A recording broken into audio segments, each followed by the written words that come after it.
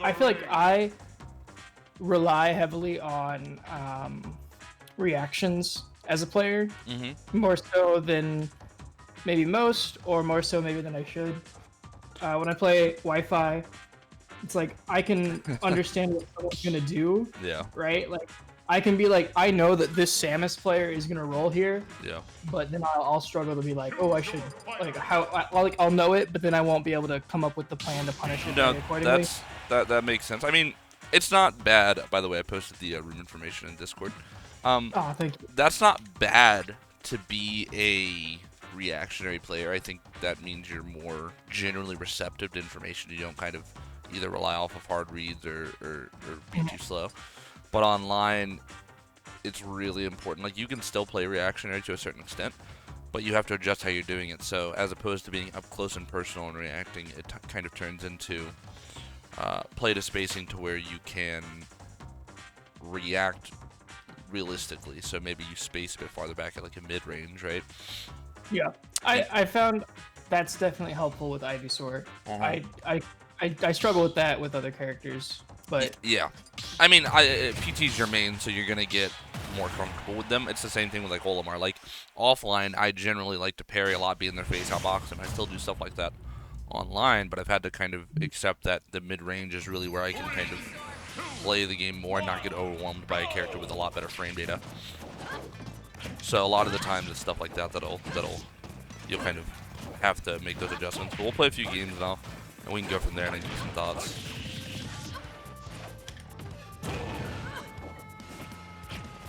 oh no.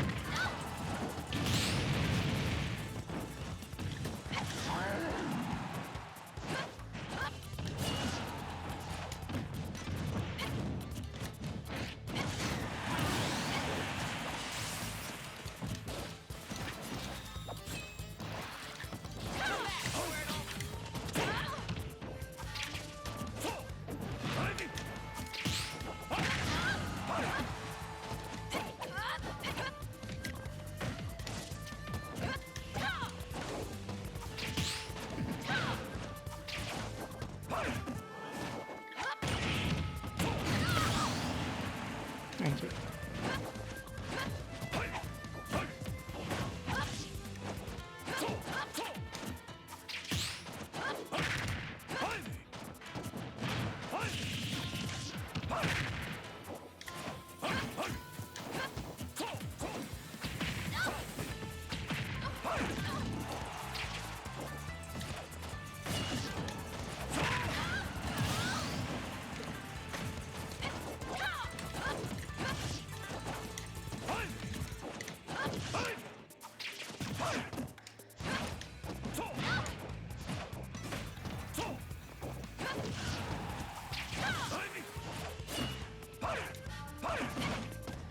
Whoops, not what I wanted.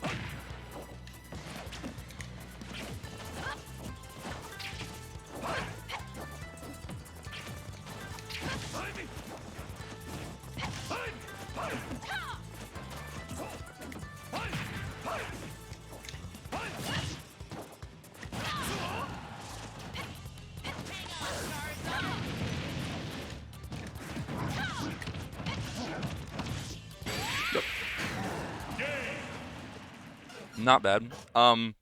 But so even just in that first game, did you see how there was some time where like, one, I'm Lucina, so like I do have some safe tools and I can approach to some degree, but you know, it. I think Lucina's at her best when she's kind of playing the patient punish game, or she can kind of like put you in a bad spot and almost act like a wall.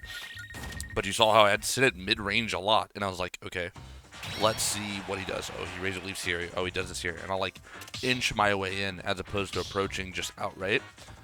And I think that can help a lot, and that's something that I've really had to develop over time online because it's been so difficult trying to kind of like brute force my way in there.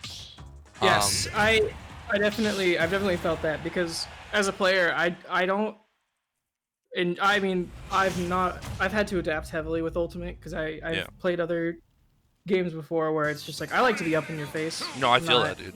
Yeah.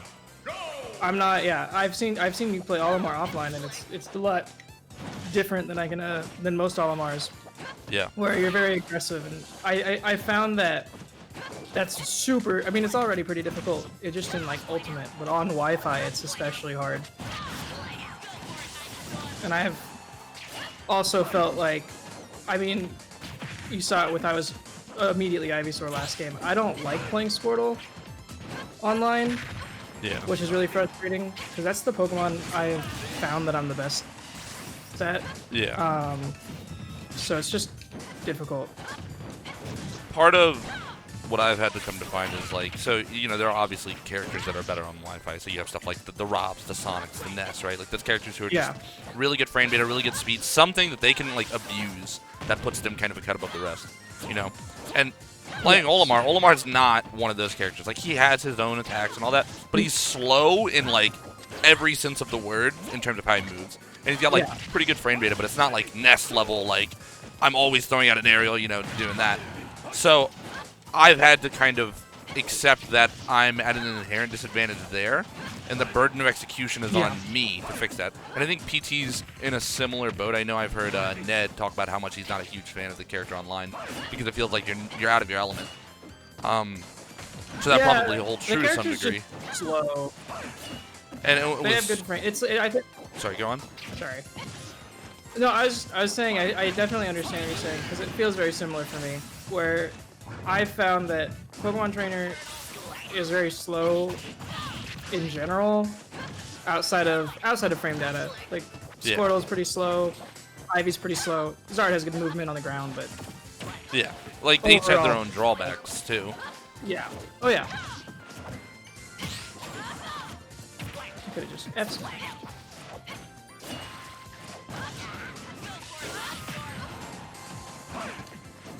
Oh. I think part of the reason why Squirtle may be even less inclined is he's kind of like a Sheik in a sense where he's like very specific. Like you gotta have, you know, really tight. I don't want to say like, you know, you have to hit like frame perfect combos all the time, but it's kind of there's a you need to have a certain like I can't think of the word precision with it, right? Like to navigate because he's also small, so you don't get like it's not like you're swinging like an Ivy back air. Oops. It's not like you're swinging an Ivy back air, right? You're throwing out like a forward air or something like that. Plus, he's light, so if you fuck up, he dies.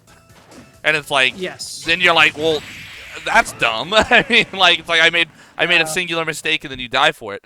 So, to go back to that initial point I was talking about, it is part of accepting that you're playing online is going, I don't play a character that does it, you know. And if you're convinced and you're like you want to play that character, then you kind of gotta bite the bullet on it and go, all right, well, I guess I'm gonna work harder than the other guy, and that's something I've had to do with Olimar. And it feels like, you know, I would have good results. I've had some like top 8s at events and all that online and stuff, and I can get wins, I can do all that. But as of late, because I put in a lot of dedicated work into trying to really refine what I'm doing, I've made a more recent breakthrough, I guess, with how I'm playing the character online, or how I'm supposed to. And I've had to really like reinvent the wheel in a sense of like, let me rediscover what I need to be doing a certain way, because it was so unintuitive to my normal play style. But you can definitely get there. It's not easy. It's just, and it might not even be the most fun way to play the character, because like a lot of the time, the optimal Olimar is like, don't engage, don't do this, make them come in, and then you punish them and stuff like that. Yeah. So that'll probably translate to PT a lot. And if you can accept that, then it's just a matter of like, are you willing to put in like that extra work and go for it? Because you can definitely do it. I've seen Pokemon trainers do well online before in certain circumstances.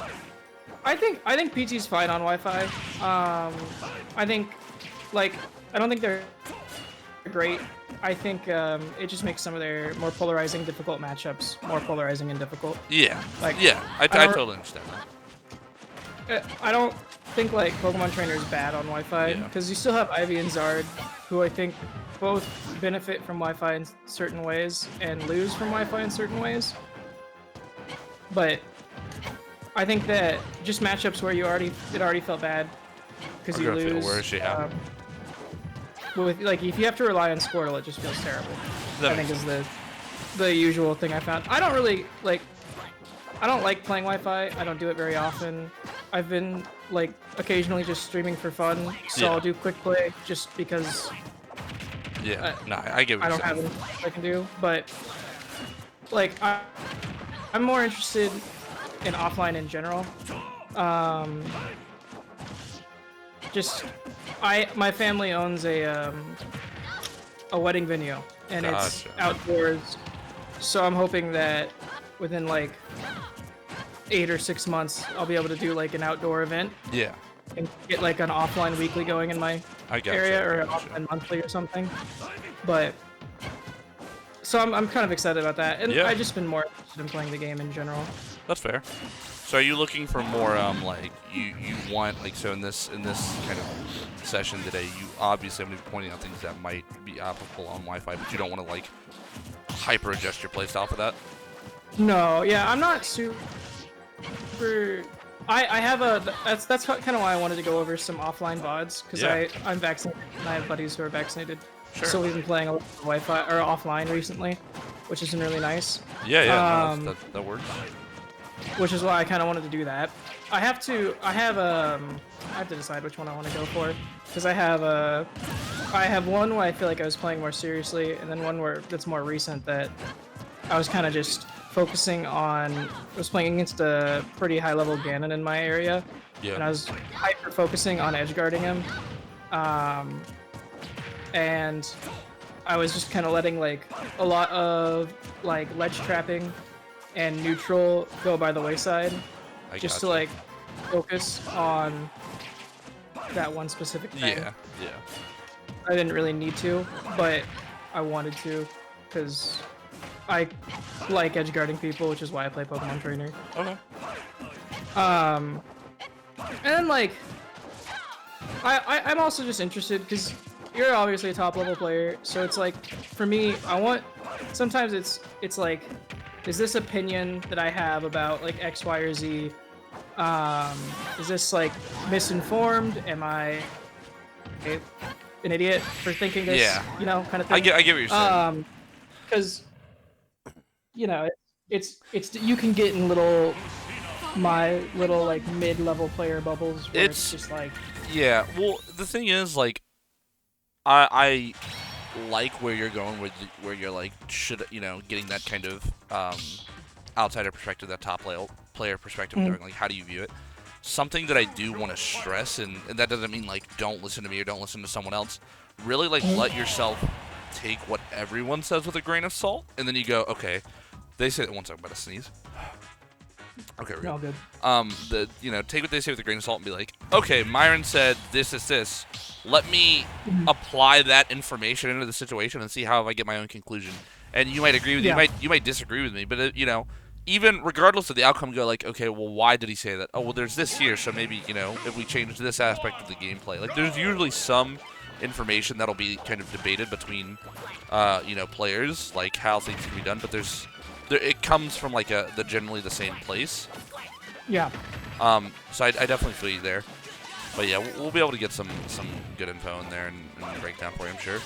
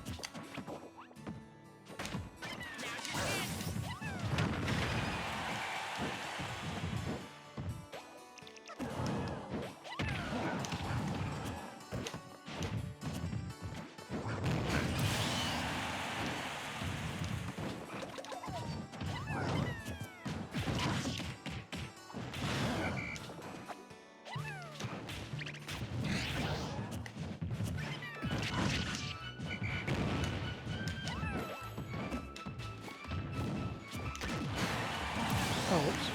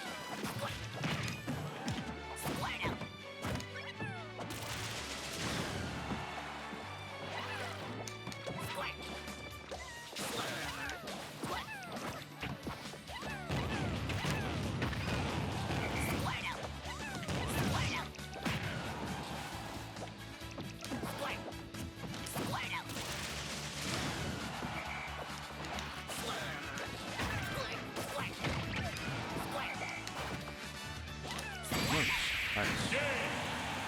Thank you. With so I noticed you were going Squirtle a lot more there. Yeah. Are you just trying to kind of force yourself to acclimate to him, or did you just feel like in that matchup it was a little bit better for you?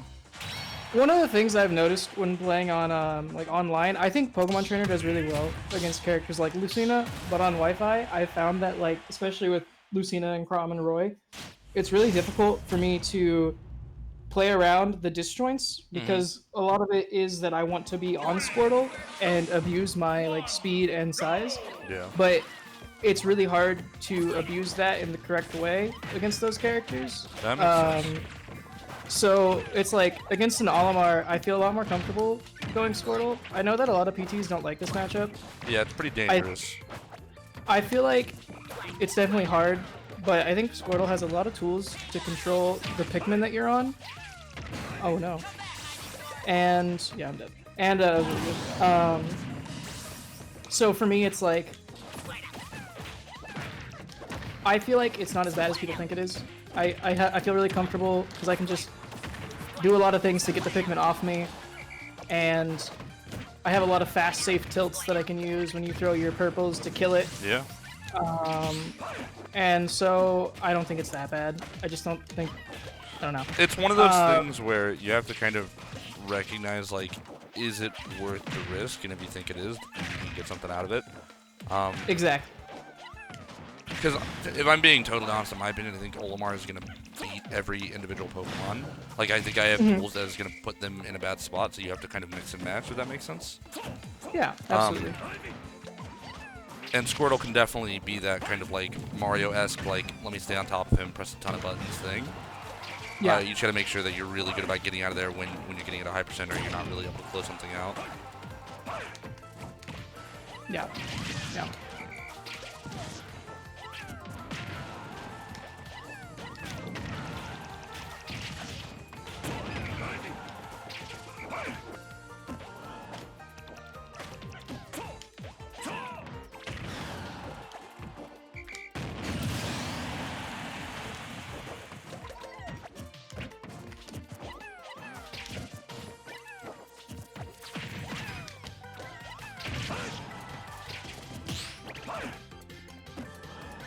Oh, yep.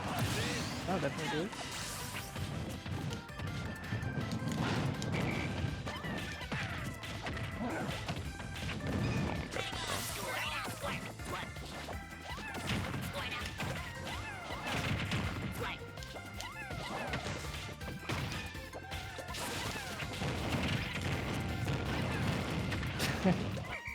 Whoops.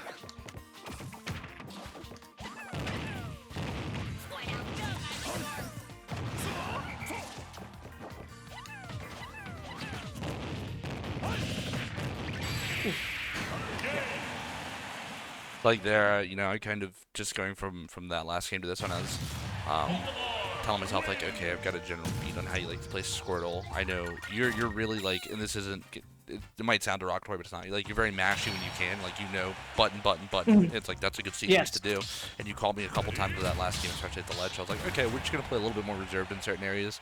Maybe get him to commit first and then punish and change it up, and that's where it can really be stressful as a character like Squirtle, where they're kind of in your head, so to speak, and they know how to trap you. You don't want to trade with Squirtle, so you gotta, you know, maybe that's when you get out of there earlier and maybe swap to Ivysaur and then be able to play a little bit differently with strategy. But it's something you have to kind of gauge in the moment, like how much read they have on your rhythm. Yeah, I definitely agree with that. I am a masher with Squirtle. I like to run in and press buttons. Understandable. I like hitting people, and I like hitting people multiple times. It's kind of just, I think it's part of the reason I gravitated so heavily to this character. Yeah. Is just like all the Pokemon can combo you pretty hard. In general, they all have pretty good like advantage state. So I think that's kind of like, I don't know. That's been one of the things I've struggled the most with, actually, is I think that as a player, without like good movement options, because in the other games I like to play like Rivals, it's like, oh, I can wave dash around people who are trying to box me out, and so I can like continue to abuse, or I continue to like press the attack. Yeah. When like the movement in this game is very straightforward. Like it's limiting if you compare it to something, you know, like Melee in some ways. Although some characters do have stuff like things like Ness and the Psy Magnet. But yeah, it's you have to be very aware of what you want and know how to do it, and you're kind of restricted in some ways. So it's down to like really raw fundamental movement. I mean, you can implement like things like wavelands and stuff every now and then, like, but it's not like it's not in the same capacity as in the other games. So yeah. I see what you're saying about that, how it's a bit difficult to maybe get a direct one-to-one comparison. You feel like you might be like losing something or having to like not dumb it down, but kind of make those big changes compared to the other games you play. Yeah, it's more like in this game, I feel like a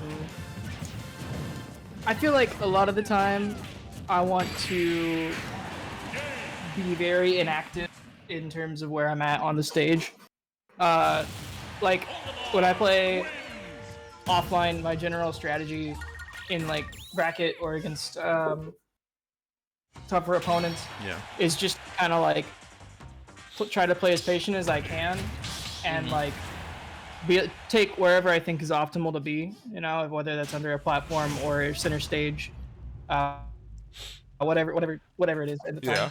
And just kind of stand there and try to exert pressure through like a bubble that you can't approach me in. When it comes to Squirtle, it's really hard to box me, and so I try to make my opponent do it just by where I'm at. Okay. And I found that's like the best way to get the combos and positions. Oh no, I thought I was on stage. Combos and positions that I want. And so I think that's like the best way to approach like Pokemon Trainer in general with this game, because I don't think PT has like the best like zone break ability. Like I don't think I can approach people who are putting up a wall very effectively. Yeah, it can be hard. Yeah, like up against like a Pac-Man, for example, is very difficult, where it's like I'm not capable of getting past your hydrant very effectively, and so it's very hard for me to break what you're trying to do.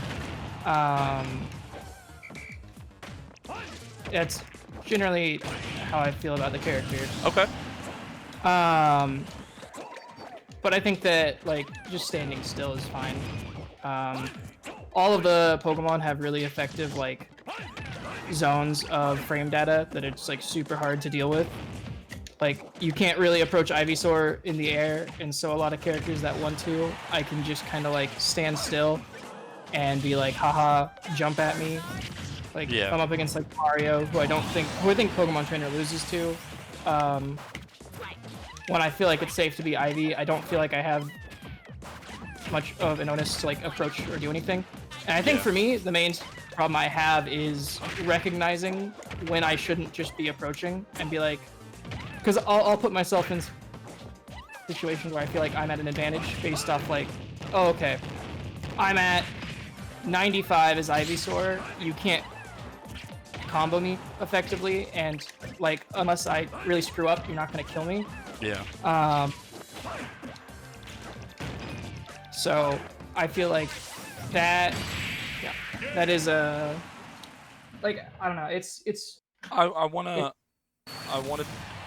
ask you. So you were telling me how your general playstyle is kind of like that slower, reactionary, patient playstyle, but that seems to go pretty against what we were talking about earlier. How we kind of mutually agreed that we like to get in there and fight and engage and press buttons.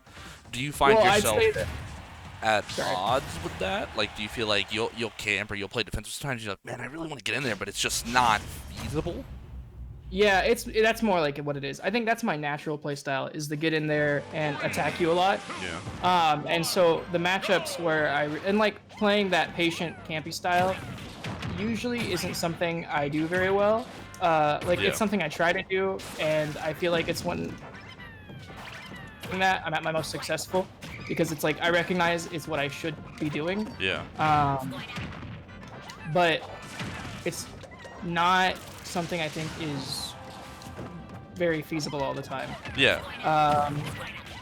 Like I don't think that Pokemon Trainer, for the most part, is able to box a lot of the really effective boxy characters in the game. Like, yeah, I agree. If I'm up against like a Mario or a Fox, their moves are just a lot like safer. Than mine, and so like you're playing. I just feel like I'm behind. You gotta wait till they overcommit or something. Exactly. I feel like I'm at a disadvantage, just in like neutral. Okay. And so it's like I have to play very patient, and that definitely doesn't feel very natural to me. And so a lot of the times I'll be like, oh, I shouldn't be like approaching here. I shouldn't do X, Y, or Z, and then I just do it anyway. Because it's just like in the moment feels like what I want to do, what's right. Mm-hmm. Like, yes, dash in with Charizard. Yeah. That see makes what happens. A lot of sense, and it's something that's almost a one-to-one explanation of what I tend to struggle with sometimes, where I'll be like, I'll give you an example. I was fighting MK Lair the other day in a tournament, and it's like he wins game 1, I win game 2, pretty handedly, right? Like we both two-stocked each other, I think. He had the first 2 games. Yeah. Game 3, I'm trashing him, right? Like I'm winning, but and you know, my general playstyle was kind of like a more defensive, like let him commit first. He's Byleth, he can't, you know, his approach options are limited. I'm Olimar. That's one of my best things. And then I would like knock him off stage or something, and I'd put him at the ledge, and I'd be like, now I have to go in, now I have to go in. And it would be the kind of like that you know, instinctual response to be like, yes, go punish him. He's in disadvantage. Now you have you get the green light to go do what you want to do, and that's approach. And I lost because of it. Because, you know, Byleth was like, oh, caught you at the ledge. Oh, did this, and then he hit me with a reversal. You know, he'd like change the momentum.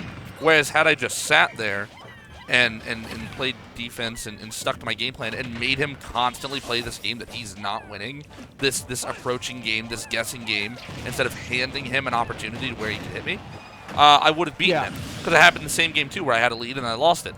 And that's something I've struggled with a lot, and I've been really, like, you know, I'll stream a lot of my practice sessions these days, and, like, my stream gets on to me all the time because I'm like, stop approaching, because I'll do it, but it's like, I'll do it when I have a lead when I don't need to. There's definitely times where I do it, you know, maybe I get 2 purples, or maybe I'm like, I've hit them, and then I'm pressing, like, a normal type of advantage state, but it's like, don't always extend off stage, don't always do this, you can kind of cut it short, and it's helped to some degree, you know, it's not a perfect like mix. There's times where when I play too defensive, right, I hyper focus on that too much, I lose because I can't.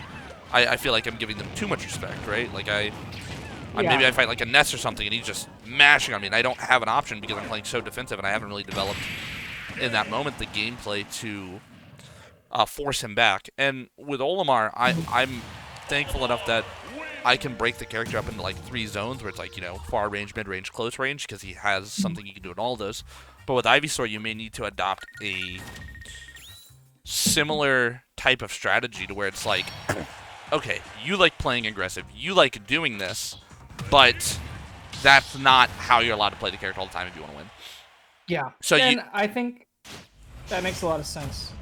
And I think for me, it also, I end up in this like negative feedback loop with Pokemon Trainer, where I have found that it can also just be difficult to camp a lot of characters as PT, just because like the camping tools for Pokemon Trainer are essentially just like, don't approach. You're not gonna be like. It's not like Olimar where you're throwing Pikmin the whole game at every angle and making them do this, or like Pac-Man where it's like wall and then throw like a Galaga ship and all that. It's very different. Yeah, I'm not capable of really like controlling what it is that my opponent does, and that can be pretty difficult when you're up against like I used to have a really negative opinion. I wouldn't say really negative. It was like, oh, Pokemon Trainer's like top 10, but loses a bunch of matchups of the character because of that. But I've come around to a much different one. But it's just like, it can be very difficult to do that. For me, especially, just like, I don't want to, I guess it almost feels like. Or like, I lose the patience. Like, I feel like I can just lose patience very easily. It's a skill set you have to refine. Like if it doesn't come naturally to you, it's 100% something it's something you're gonna have to sit there and really hammer out. And I've used Wi-Fi as a way to do that for myself, because I've always been a really good aggressive Olimar, but sometimes, you know, I let it slip because I get too greedy. And I've been able to use Wi-Fi as a way to be like, look, you don't have an answer. Like, you can't play aggro like that in this game. You can't parry everything. You can't react perfectly. You're at a natural disadvantage, so you have to find a solution. And that solution kind of turned into that like 3-zone breakdown, which I gave you for my Olimar. But that can kind of, you know, part of that means I'm swapping between styles for an optimal, you know, matchup. Like, obviously, I can play one of the styles, you know, like, let's say I'm playing, like, Mario, and it's like, well, I don't want to fight Mario. No one wants to box him, right? So it's like, well, you just play, like, the farthest away you can, and then you win, right? Because he's not on you. But it doesn't work that way. The game isn't, it's not like that. He's fast. He gets in.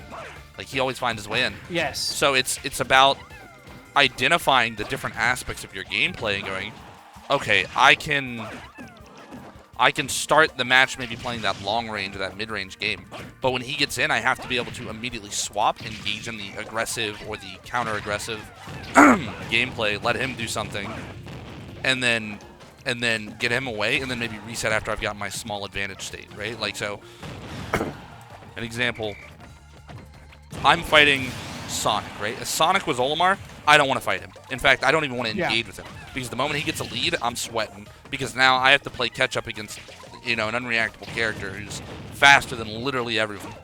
So what is my strategy? It's start out for Olimar, it's far range. I throw stuff, and then as he approaches, as he comes in, because he has to, because I'm exploiting the fact that he doesn't have a projectile to do that.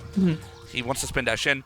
I am playing at a spacing that's giving me more time to react. I'm trying to sit full stage. I'm trying to, you know, be like, oh, I threw a Pikmin on you. Now it lags you. Now I can punish. And if I'm up close and I can't do it, my best bet is to hold shield and reset. Let him zoom by me. Let him do his thing. Maybe find a punish if I can get one. If not, reset. Recreate that space between you guys. And that helps. But when he gets up close or when he gets in that mid-range, that's when I have to make a notable shift to those other play styles, and you kind of dip your toes in all 3 of them, or all 2 of whatever styles you're doing, and you pivot back and forth, because I haven't at least been able to do it, and I don't think anyone does.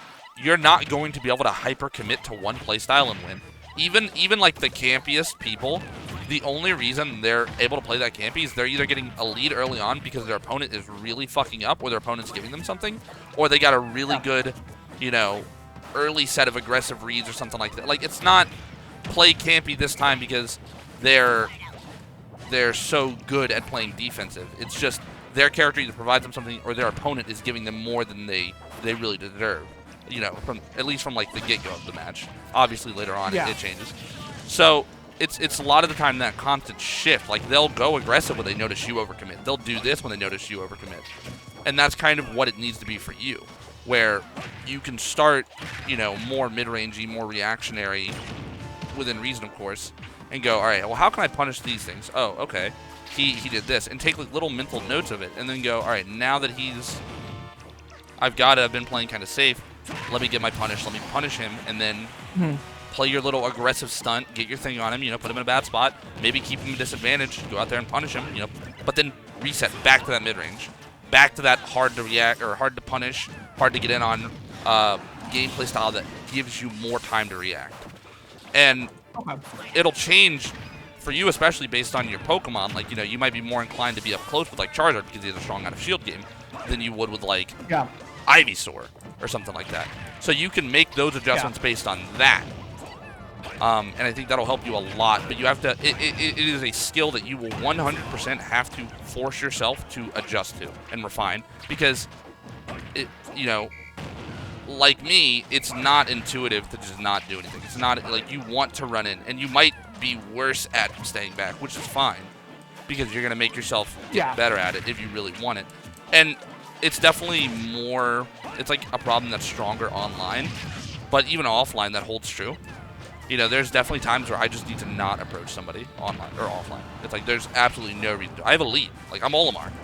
What are they going to do? Yeah. You know? So that same principle can apply to you.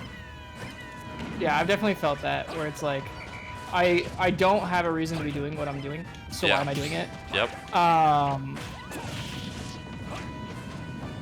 And it's just rough, I guess. It's like, I think it's hard, especially for me, because I think PT, I mean, like, I think Squirtle, I think the reason I like Squirtle so much is that Squirtle's the only one of the Pokemon that I feel like has a lot of, like, fluidity and options. Yeah. So, like, with, like, Ivy and Zard, I feel very, like, two-dimensional.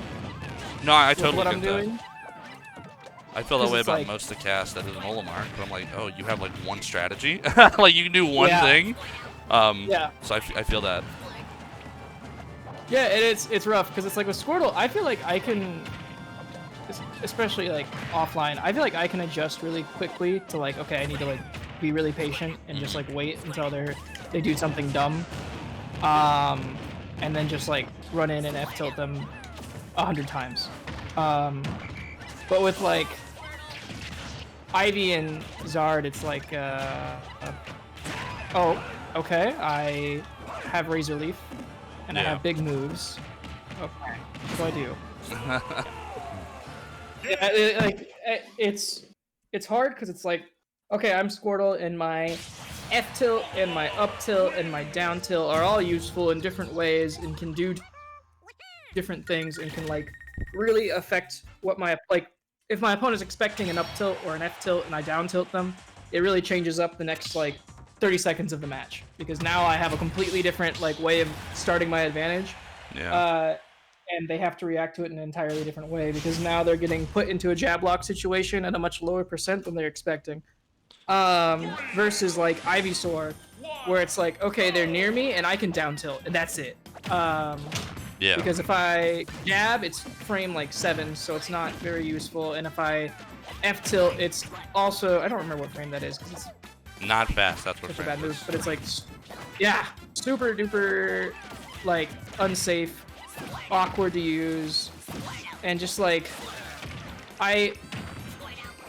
it's definitely like the big problem I have with the characters, that the other two Pokemon just have a lot of these inherent, like, not necessarily just weaknesses, like, what they do, they're very good at doing, but like, with them, they with them, it's very easy for my opponent to go, okay, well, obviously this is what they're going to be doing. Yeah. And I think that's one of the problems I have with the characters. Like, I have a difficulty, like, adjusting what I'm going to do based off what I should know that my opponent knows that I'm going to do. Yeah, like, I get what you're saying. my opponent should know that I'm going to, like, be razor leafing a lot with Ivysaur. But, like, when I'm doing it, I'm like, it's hard for me to be like, well, what do I do instead of that? And I think the answer is most of the time just, like, stand still and not input any buttons, or just like empty lands and stuff like that. And I think that's just where I like can struggle, because I really just want to press a button in it, especially when I shouldn't. It's with characters like that where you feel like you only have like those versus very selective options. A lot of the times, like slight timing delays can make a big difference, or letting your opponent commit first. And that doesn't necessarily mean you always don't press a button. It just might be slightly later. That's actually, timing delays is something that I feel like I'm really good at. I tend to get a lot of my, like, when I play with people, especially back when I was really grinding this game, I would always end up in these long grind sessions where people would be like, I know you're gonna do this, like, I understand that you're going to run up and forward air me as Ivysaur, it's just you always do it at a different time. And that's something I try to do a lot, because I think that's like the best answer for the character in a lot of situations. But like against like really good opponents, it can definitely feel like that's not gonna work. It's a give and take. Like, sometimes you have to understand their rhythm better, because sometimes you need to be the one to swing first, and sometimes you need to be the one to wait until they, just shield, and then let them hit you, and then you go, okay, now I'm gonna punish you, or we're gonna reset after that. It definitely is dynamic enough that you'll never have the same answer every time. Because like I'm in a similar boat where I've had my friends tell me, oh, I know you're gonna do this with Olimar, but I can't stop it, and it's like, well, okay, try harder. I mean, like, what do you want? Yep. But yeah, it's the delay stuff can help so much, because that's usually what it has. Like, every character, even the more open-ended ones, have a finite amount of options. So if you can identify exactly what the extent of your tools are, then you start to add in like the human element where you're like, okay, well, now I'll start mixing up my timings, or I'll start spacing it differently, and that opens it up to make it playable. If it wasn't, everyone would just be rock paper scissors all the time. Yeah. And I think that's something that if you need to kind of evolve on for your Ivysaur and your Charizard, because Squirtle, while he has that open-endedness, he's not nearly as threatening. He's a lot more dangerous to play as, and you might have to you might have less buttons to push on the other characters, but you can have equally as many, mix-ups and things on other people. Yeah, maybe you won't always razor leaf for back air. Maybe sometimes you'll just like dash back F smash, pivot F smash, stuff like that. Yeah. Okay. That's definitely stuff I don't implement into my gameplay enough. And then when I do, I feel like I'm doing it poorly. Because that has been something that I've tried to get better at. Just like in general, it's mostly just trying to get better at the... How do I put it? It's just getting better at Ivy and Zard, where I think I did a training session with you before, and that was like the main thing you had talked about was like, like you just need to get better at Ivysaur and Zard, and so like that was something I had been like trying to do a lot, and it's difficult because I guess how I feel about Pokemon Trainer, or like how I like to play Pokemon Trainer, is I like to I really enjoy playing Squirtle until I'm at like a percent where I really feel like I shouldn't be. Yeah. Because I don't like to be Ivysaur when it feels like losing, because I don't think Ivysaur's neutral is amazing. Okay. And I don't like to be Ivysaur when it feels like losing neutral is going to result in me taking like 50 or 60%. Because I also don't think Ivysaur has a very good disadvantage. I think Ivysaur just has like an obscenely busted advantage state, and like other than that can like struggle. And so I like to play Squirtle up until like I'm at a percent where, okay, I got hit by this Mario, at 40, so that means I'm either just guaranteed dead because I can't do anything, or I'm taking like I'm at the percent where I would have just swapped anyway. Yeah. So I tend to avoid doing that with the characters. I usually like to, like with Ivysaur especially, like I tend to, I guess, like play the. I usually try to play Ivysaur around like 90% is usually where I'm like going. Is usually what I'm going for. It's usually like the Goldilocks zone. I think for playing the character, I'm in general. I feel like that's when I'm like Ivysaur's at their best because I lose neutral, but it doesn't matter that much. I'm decently heavy, and I have Zard to swap to if it gets really scary. Yeah. So that's generally where I go with it, and I think the problem I run into a lot of the times can be like, well, Squirtle isn't gonna win this matchup against this. Like Squirtle's not gonna do a lot against like a Pac-Man, so you kind of have to rely on Ivysaur at those lower percents. And then I just lose my patience, or like what we already talked about, where it's like then I get really hard punished. Well, do you think maybe you're hyper focusing on like? It sounds like you have a very distinct like I want to play or I don't want to play this Pokemon at certain times, and I don't know the general consensus on like other Pokemon trainers or if they talk about it, especially like the top ones. But is it possible that you're kind of limiting your flexibility by saying I have to play Squirtle here, I should play Squirtle here, instead of going, you know what? Maybe right now Ivysaur is what I need to play when he's at 0%. Maybe like that type of. It's not always going to be what you want, and that's part of the unfortunate truth of playing a character with 3 characters in them. Absolutely. But it might help a lot if you can kind of go like, okay, I just really should not be doing this right now. It doesn't matter if I want to play it. Like I have a clear strategy with a different character that's going to work better, and then you just kind of. And I think that would also potentially help you get better, you know, in those areas of weakness with Ivysaur or Charizard, make you kind of experiment a little bit more because you're not falling back to the Squirtle because it's fun or because you want to. You're doing it because if you do go to Squirtle, because this is what I believe to be the actual better choice. Yeah. So I definitely have had that feeling before where it's like I don't have the flexibility. I think I'm a bit more flexible than I used to be. And I do think that playing Squirtle most of the time is just the better choice. Like if I'm playing Squirtle at like 60% and I'm trying to like kill somebody with Squirtle, I can recognize that like, okay, I play like my little cousin plays Mario and he's been asking me to like coach him, so I've been like helping him out because he wants to play the game. But it's just like I feel a lot more comfortable waiting until I'm not taking a huge risk with the character of Ivysaur against a character like that, or like a Fox. Yeah. Where it's just like, okay, this is where I'm just gonna die. I feel a lot more comfortable being Squirtle and recognizing like, okay, if I mess up here and I get hit, yes, this is gonna really suck, like a lot. Yeah.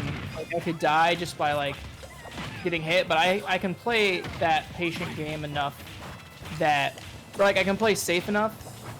Yeah. That I don't think it's as dangerous as it could be. I think Squirtle is just really, really good. Do you think you see that in other Pokemon trainers, or do you think they don't really apply that same mentality and they play the character in a different way? So I've been watching I watch Ned play. I've watched a lot of Ned actually recently.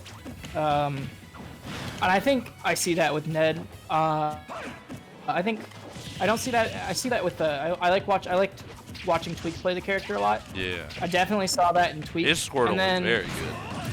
Yes. Oh yeah. The way Tweak plays the game is so non-committal a lot of the time that if he's got speed, he's super good. It's the same thing with like his Diddy or even like his Sephiroth these days. He's so good at dancing around you and kind of making it feel almost impossible for you to hit him. And with Squirtle, he's got the ability to kind of really weave in there, but he's also got these safe buttons. So that's likely why he was as effective as he was with the character. But he was also really liberal with his switching. Like he would switch for like seconds at a time, and then be like, all right, I'm done with that. Now I got what I need. Let's go back. Yeah. I try to I try to be as liberal as I can with switching. I don't do it very much, like, just to like try to get an advantage out of like a specific, like I don't often be like, I'm not often like, okay, they are stage, I've kind of like got center stage, so they're already kind of there already, so I should swap to Ivysaur here.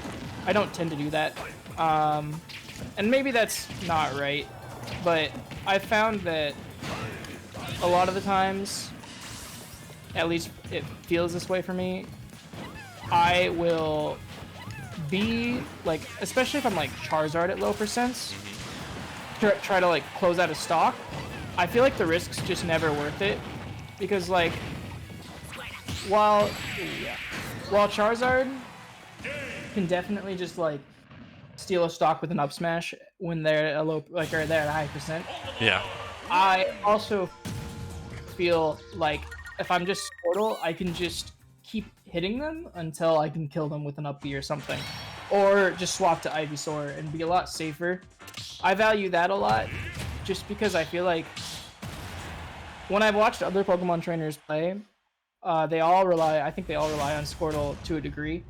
And then when I watch the Pokemon trainers that are really succeeding, I feel like they play Squirtle a lot. Like, watching Ned play now, I mean, on Wi-Fi, he'll play Ivysaur more, but offline, he would play Squirtle a lot. And then depending on the matchup, he'd basically, like, play Squirtle and then swap. And then I feel a lot of the times would, like watching it, it'd be like, oh, I'm Squirtle, and so I put you at a high percent, so I'm going to swap to Ivysaur. And then, like, I've swapped to Ivysaur because I can kill you, but at the same time, if I get hit, that like lead that I built up as Squirtle is just kind of gone.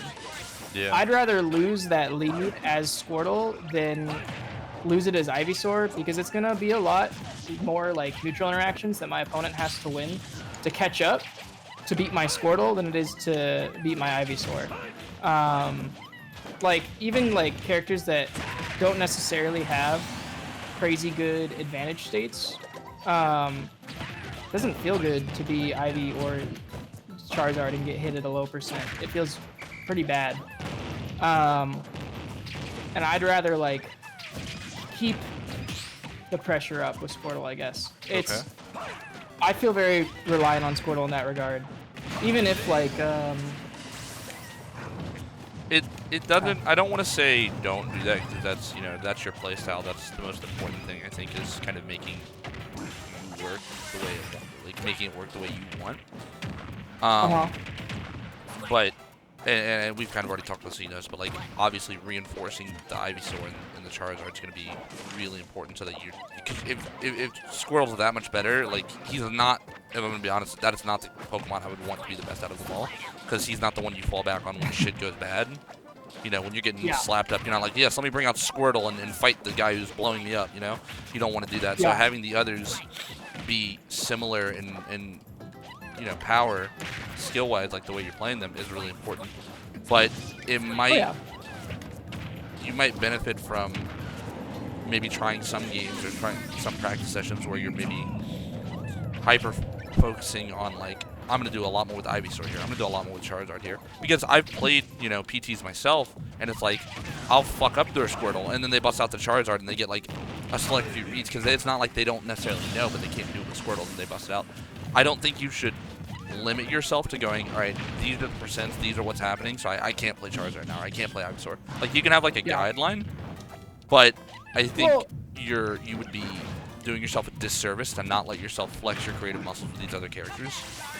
Yeah, I definitely can agree with that. I try to keep it as a guideline. Maybe I'm a little too strict on it. I tend to feel that way because my success with the Pokemon trainer has come mostly from playing Squirtle, but like I don't mind being like right this second. I don't mind being Ivysaur because you're such a high percent. I want to get that grab. I want to kill you. Yeah. I don't mind falling back on Ivy or Zard.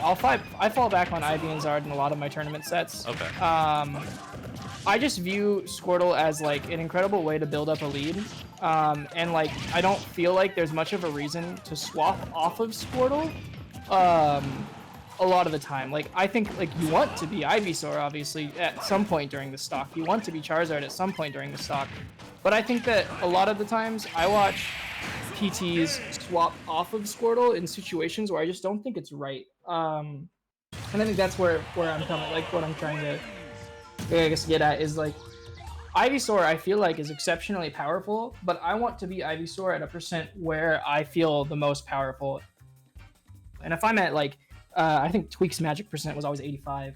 But if I'm at like 85 and I'm Ivysaur, I feel super comfortable being Ivysaur because you hit me and now I'm in a, like you're hitting me far enough away that I'm at a space where, okay, I can still take advantage of all of Ivysaur's strengths versus you're hitting me and you're so close to me that I'm super limited in my options. I can't like react very well with my aerials because they're all kind of slow except for back air, but that's kind of more specific. I have to be facing a certain direction. Yeah. And if I'm, you know, or down tilt or jab, like it's just like I feel a lot more comfortable when building my advantage up. When you're losing, like let's say you're in your tournament sets where you lose, what do you feel is the reason that you generally lose? Do you think it's because they were just, you weren't able to really play your main game plan against them? Do you think it's because they were maybe exploiting the different weaknesses of each Pokemon well? Like, what do you think generally is the reason you're losing the most? I think a lot of the times, I lose due to like, I think I have a pretty bad, or at least I've been working really hard on it, but I think I had like a really bad mentality. And so a lot of the times I think like I would lose due to getting put in like, I'm getting camped and it's really hard for me to deal with it. And then like, I would just get very frustrated and kind of give up. And so I found like, I think a lot of the times that can be the case. When I don't do that, I think it's a lot like, okay, I'm just getting like pretty outplayed. Yeah. I go for something that's like, I think a lot of my losses come from me going for something kind of risky that I don't need to do, and getting punished for it. That's, I think, like a huge part of the reason that I'm super comfortable with Squirtle is that like those risks don't feel very serious, which is obviously like a little different, I guess. Just because like Squirtle is obviously the most inherently risky of the Pokemon. Yeah, but like I don't feel like I'm making too much of a risk taking the percent as Squirtle because I'm not gonna die as Squirtle as long as I'm like playing smart. And so generally I think it's like I play like Ivysaur or Charizard and then I just take a risk I really shouldn't instead of playing the character intelligently like I would Squirtle. Well, that's, I mean, at that point, that's something you can fix. You can go, okay, I'm not doing this right. I can, you know, you can up the skill, you can up the gameplay of those characters to match your Squirtle, and then you've got a more complete trio to where the weakness has been kind of lessened. Yeah, exactly, and that's something I've been trying to do, but it's super hard. No, it's very hard. I mean, it's improving like that is never easy. And a lot of the times you'll make little incremental changes where you're like, oh, I could have done this here, and then you know next time you're like, oh, I can try this, and then it's building up like a repertoire of information in your head to go, all right, this is how I play this is how I do this, you know, and going from there. And when I'm playing you in these games, it's like I can definitely see your comfortability with Squirtle. I feel like Charizard is generally giving you the least yield. I mean, it's rough because Charizard is a heavy, so if I touch you as Olimar, it's like bad. But he also has some really good mobility, great hitboxes, and a fantastic out of shield game. So if I'm, you know, swinging on you poorly, and there are times where I will, you can be, if you're really quick about it, punish game. But I think the Squirtle, while it is, you know, you're most comfortable and you are able to do some solid tech chases and boxing, kind of put me in an awkward spot at the ledge. For me, I'm not feeling threatened, but I also like fighting Squirtle the most, probably, as Olimar, because it's least likely that I'm just going to die. And I know I can make Squirtle swap quick. Yeah. Well, yeah, I think that I think this is a hard matchup for Squirtle. Yeah. I also like I'm not great at Charizard. Yeah. Like, I'm pretty fine at Charizard in matchups where I don't have like a lot of like projectiles coming at me. Okay. But like in matchups where I feel like I just can't like move. Yeah. Launch it down. Like an Olimar, I get absolutely obliterated because I have a really hard time like, okay, I can't shield camp you very well. I can't just like sit here and wait and then abuse my mobility. And then like just up smash you. I can't do that. That's not something that's very possible because you're just like you've got all these projectiles coming at me that I can't effectively like deal with.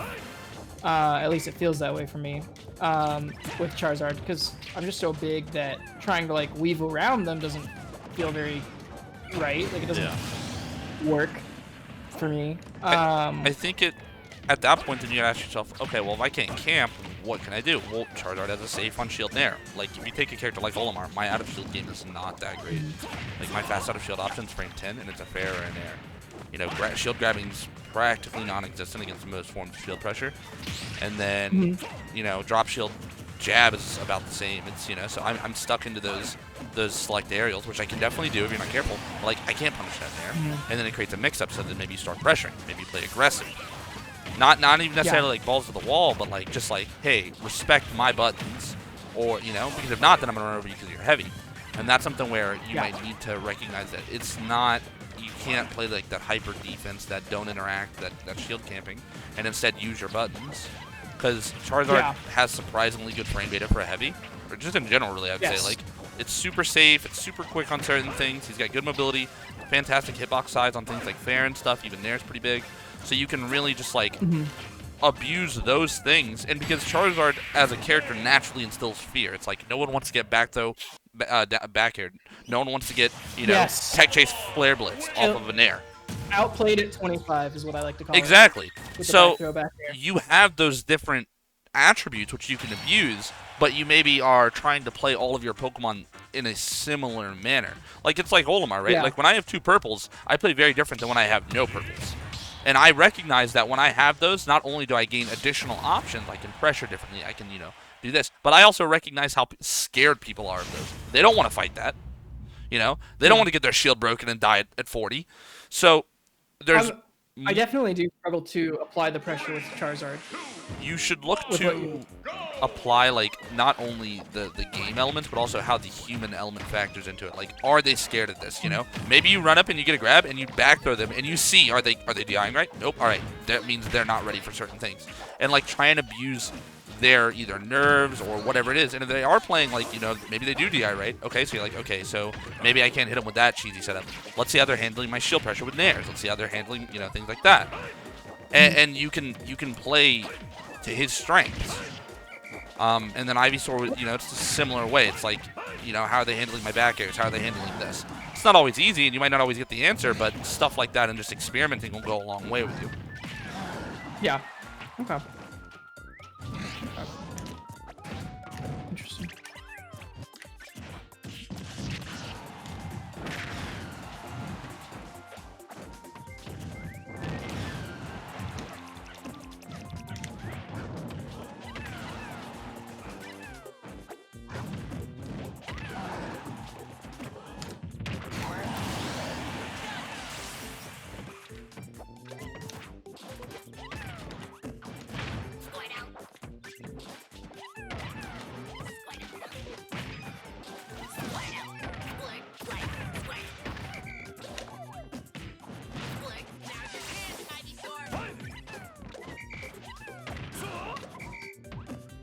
Oh no!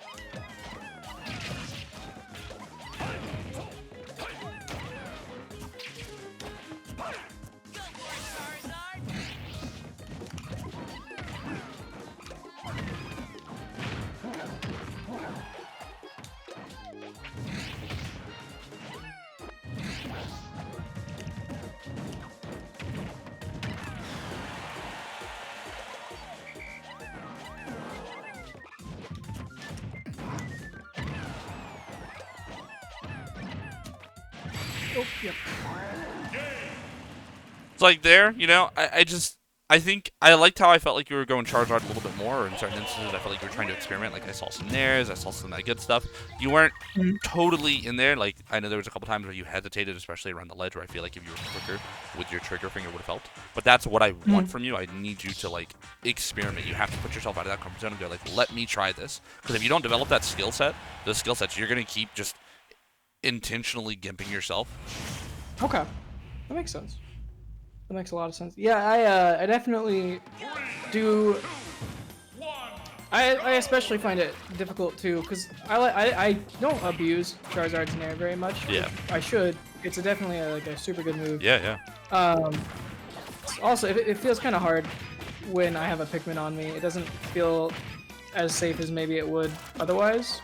No, that's true, and there's going to be additional like lag if you hit it and things like that, and it's something you have to gauge in the moment. But I mean, like, how often do I not have Pikmin on you? Like, it's not, you know, they're usually hanging around, exactly. So you have to kind of get comfortable with that, which comes with playing the matchup more and things like that. So it's not easy, but just starting to play around with it and get a feel for like when you can and can't do it. Because sometimes I don't know the Nair hitbox off the top of my head, but like.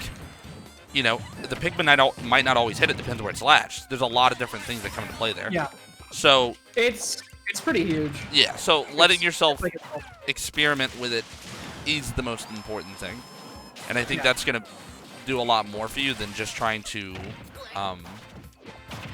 ignore it or just play it in minimal things. Like, why are you Squirtle right now? I'm Squirtle right now because if I'm Ivysaur, I feel like the Pikmin are gonna be able to deal a lot more damage to me before I can actually get a hit. And I feel like I can hit you off the ledge, grab you, back throw you, up B you. Like I have plenty of good kill options. And if I end up at like 70 or 65, like right here, I can just swap to Ivysaur, and it's not hard for me once I'm at this percent to make up that deficit. Because once you're at 0, even if you hit me, you're not going to get a very good combo. And so, like, I can just abuse Ivysaur with, like, my massive moves and crazy combo game. So, like, in that situation, that's kind of what I'm talking about, where I like to be Squirtle, where it's like, I don't feel like I have a lot of pressure to just, like, force the stock to go away as Ivy, when I could just, like, be Squirtle and kind of like feel a little bit safer and faster, and like still have like kill pressure off of just better moves. Like Ivy might have a kill throw there too, but Squirtle's is frame 6. Squirtle's is like. But with Squirtle, you have to fight me, and I will kill you. I can kill you with my max rage at that 40%. Whereas Ivy, he's got a little bit more bang for his buck, and you know. If Squirtle's the answer, I'm like I said, I really do want you to kind of find your own perfect thing for it, but like it didn't work there. You didn't want to approach me. You were kind of jumping around. You're like, I don't want to get near him, dude. It's purple Olimar at 160%. I'm at 40. Like that's a fucking stock. So you know, and I ended up getting a couple hits on you, getting a little percent, and then you ended up swapping, understandably so. But it's like. If you're not even approaching to begin with, is it worth staying a character that can't even do anything? Like you're gonna have to fight me. Whereas with Ivy, you can at least like try and poke with the back air or Razor Leaf, or with Charizard, you can try and outmaneuver me, or maybe like run in, get me to commit, and then do something out of shield. So if you're gonna say Squirtle, and you kind of broke it down, so it's good that you have like the reasoning in your head. You're like, I'm playing Squirtle because of this. But then after that, you might have to go, all right, well I lost there. Did it work? You know. So I think that also might be like a little bit of a disconnect with the online Squirtle versus the offline. Yeah. I feel with Squirtle there, especially offline, it feels really easy for me to get the things I'm looking for. Okay. Because I can kill you there with down tilt, which is like a frame 8, frame 7 move. Yeah. It's disjointed. It's incredibly good at 2-framing, and so like just getting you off of the ledge there with Squirtle can get me the stock, same as like just hitting you once with Ivy. When I'm playing offline, it feels a lot better Yeah, of I course. guess. Yeah, you're able to do a lot more in the moment. Yeah, and that's kind of like, I think another thing with like the way I play the character is that like I focus heavily on the Squirtle, who I think just has like a really hard time on, you know, on the Wi-Fi with the lag. That might mean you need to kind of take a page out of Ned's book and be like, well, all right, my Squirtle, I know he can do it here, but I'm in a place where I can't do that. So now's the time to refine those other characters and develop strategies that will, you know, still potentially work online, or develop things and like see how I can navigate things like Olimar having Pikmin on me when I'm Charizard or something like that, because the Squirtle's just not doing it. You know, he's not really like. Yeah, absolutely. That's the time to do it, and especially in like a practice session, no less. Like that is experiment time, you know. I try the wildest shit in practice sessions, and then you'll have me play like really serious. Like I'll play with Tweak, and we'll sit there and stare at each other across the map because neither of us want to approach. You know, and it's like you get shit like that. And I'm very thankful that I've played with him because he's beaten the patience into me. You know, I played with him, and then I went and fought a Sonic, and I was like, this is easy. No one compared it to Tweak. Like the man doesn't falter in terms of like patience. He's pretty nuts. So it's stuff like that that helped me really do it. And I after much frustration, and I'm still not perfect. It's something I have to work on every day. I've had to be like, these are the skills I can develop online. And I played offline the other day with a friend. It was I was making a lot of errors, like a lot of tech errors, even in the multiple hours we played. And I was like, I'm gonna need a couple days, I would imagine, of really playing offline to get back into the swing of things. But but when I was playing him, a lot of those offline or a lot of those online strategies were working out phenomenally. Like he even said, he's like, wow, you're super patient now. Like you're not doing, you're not as trigger happy as you always were. You're not going gung ho. Like and my other offline aspects might have been a bit weaker, which is to be expected. I've been playing it. But I think the idea is that when you get back into your stride offline, you've now got a super well, defined patience and slower gameplay. But you can also add in that natural reactionary and aggressive playstyle that comes with offline, and then you get an even better gameplay mix for yourself. Yeah, when I've played offline recently, it's felt like it's like that scene from Naruto where Rock Lee drops the training weights. Oh yeah. That's how it feels to me, where it's just like it feels so good. Feel so much more. Yeah. Oh my god. I will never dunk on this game's movement ever again, is how I felt about it. Yeah, this game is very smooth when you play it offline. Like everything's very natural. There's not like do this. It just feels good. Yeah. Offline, and then you play online. You're like, I can't fucking move. This Ness has mashed 4 nairs on me in a row. I hate it. Yeah. Yeah. It's the worst. Trust me, man. There's like Cloud, Rob, Sonic, and Wolf online make me want to just slam my head into a wall. It's so stressful. And it's like, I know they couldn't be that oppressive offline, but it's like I can't do anything about it, so I'm just stuck playing this meta where they're just getting like all of this free shit. And it makes me frustrated, but in that frustration, I use it as a motivation to go like, all right, I have to work harder to develop these game plans, because I know at the end of the day I can outplay them. Like I've beaten some Sonics, I've beaten some Robs, I've beaten I've beaten a lot of these people, even if it's just less than they beat me. So you can do it, but working on those areas only helps you. So I think with you, where you've got a much more comfortable Squirtle, you'll be able to really like flesh yourself out, because I don't think there's any like top PT who's not able to play all 3 of them at a pretty good level. Yeah, absolutely. Absolutely. And I mean, I feel really comfortable with Ivysaur. Charizard, I don't want to say like you're not able to play those characters. I think you obviously have done some solid stuff with your Ivysaur this game, and even your Charizard's had its moments. So it's like you're definitely like competent at it. But I'm saying like pushing those to even a similar level of comfortability will do a lot for you. Yeah, I mean, I'm a mid-level player for a reason, right? And that's kind of like I think that's good. I definitely like, that's been the main thing, and I guess like I should just do more training sessions where all I'm playing is the 2. Yeah. I wanted to swap to the. I'm gonna send you the link. Oh, for the VOD, yeah. Yeah. I just have to find a spot where I want to actually like watch it. Because it's a really long VOD, and this is like this is a VOD with one of my longer time training partners who who he's also PR'd in my area. Yeah. And he has like a huge variety of characters he plays, so it's kind of awkward. Okay, there we go. Okay. Alright, give me 1 sec to pull it up, and then we'll get watching it. I'm just gonna screen share on Discord, and we'll watch it that way. That's perfect. So I don't want to pick a spot that like I don't really know where like where like the best spot to watch this VOD would be. I just have it pulled up at 45-34 because it's just like we're both playing our mains, and I'm not playing Iggy and he's not playing Cloud or not Cloud. I got whatever it is. Yeah, so it's like Lucas PT right here. Yeah, Alright, give me exactly. 1 sec. I'll swap over and then I should be able to do it. Thank you.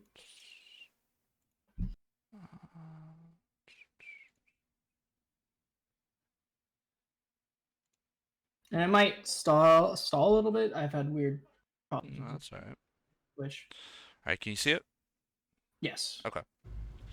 Dad versus Stealth Black. I love it. Oh my god. So right there. Here, we're gonna go back real quick. We're gonna go back to the start of the game. So you guys are just feeling each other out. Luke is one of those characters where he's just like always throwing shit out, so you gotta dodge it. Yep. So I feel that. Just playing like footsies really, which is understandable.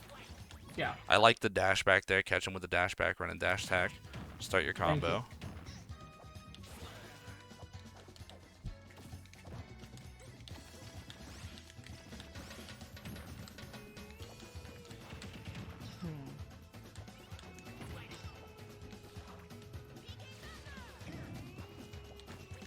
Do you think it would have been better to swap the Ivysaur right there? Possibly. I found that with Squirtle, I can if I land that down tilt there, which is pretty, I think easy. I tend to I don't tend to, but I can time that decently well. Okay. It hits them at a really unfair angle, and then I feel like it's better to swap to Ivysaur because of the angle that the down tilt sends.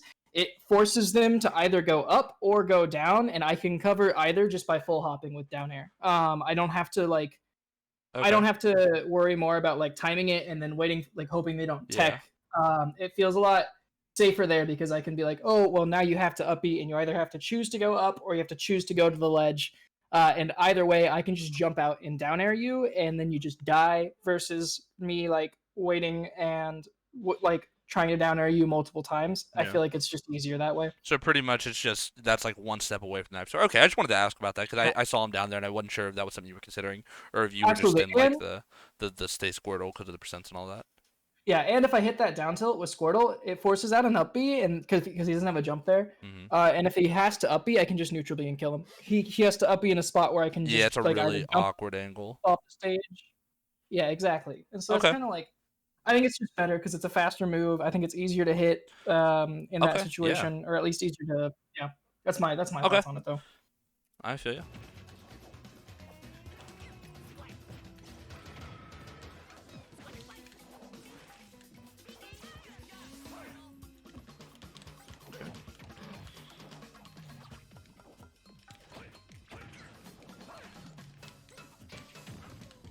That was interesting. I thought you were gonna go for a fair there, but you did like a beer or like a wave bounce.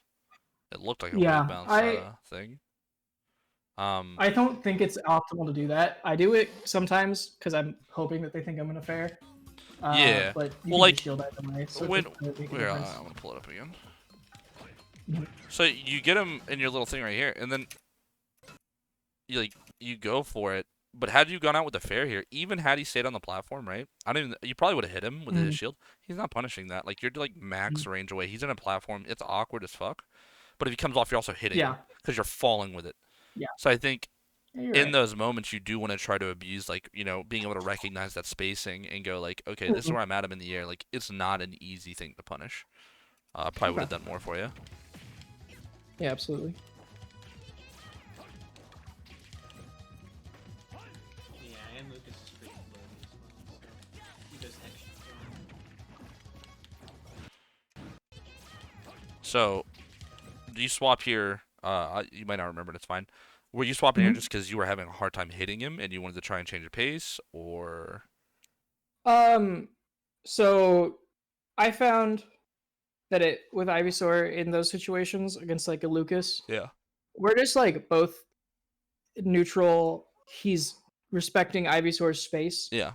and he's very clearly just like playing around all my moves in a way that Yeah. makes it really hard to actually like hit him.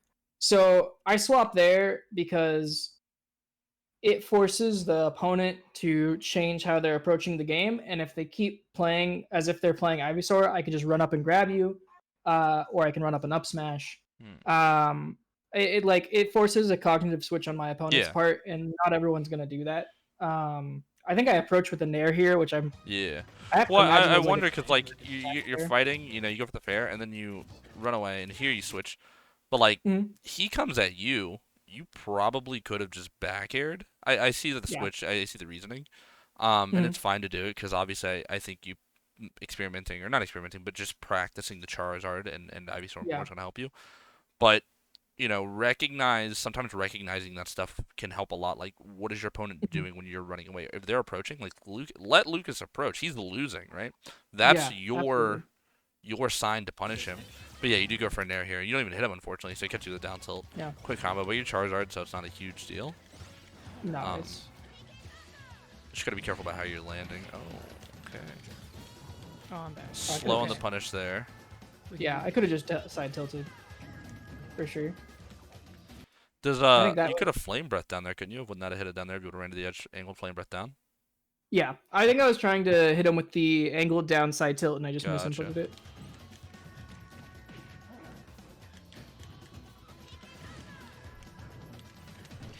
Nice. Reaches jump. Up smashing is Charizard? Dashing forward to up smash? No way. What a stupid way to get it.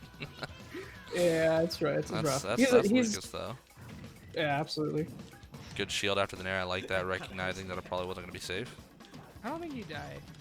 Oh no. Okay. It happens to the best of us. Trying to Yeah. shield. It's one of those just like I didn't have good enough situational Yeah. awareness. And I mean, I'm assuming this is like you said, your friend, so you guys play each other quite a bit.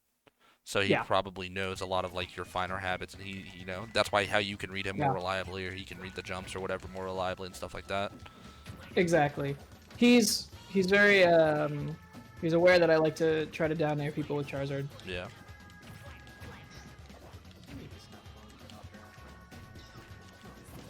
Yeah, it doesn't Nice. seem to work that well on Squirtle. It's also like a frame I perfect. could have just neutral beat. It's also like a frame perfect that if you wanted to. So there, I saw you keep going for that. There's a couple things I Mhm. thought. After you hit the first one, you didn't swap. Honestly thought going Ivysaur might have been better there. You Yeah, might have been able absolutely. to might have even been able to like run off fair him with Ivysaur or run off fair with Mhm. Squirtle, right? Like while he's out there and he has to because it's so slow to pull out.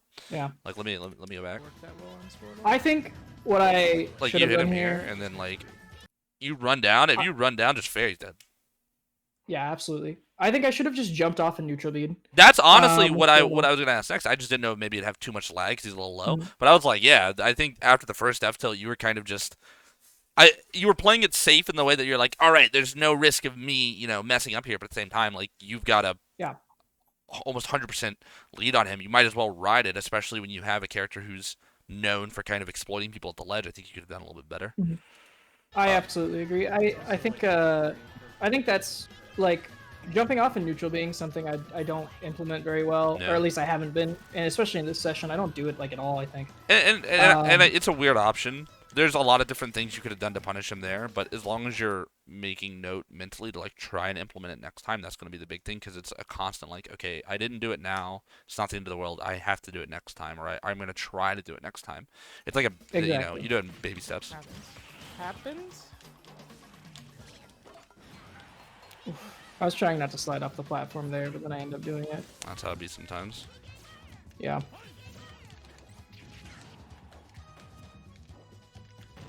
Nice.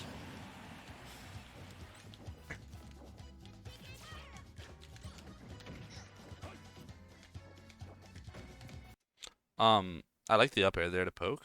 I know sometimes Thank you. I like to do this with Olimar. I don't know if this is gonna work with Ivy. This is definitely just like a cheesy thing you can do.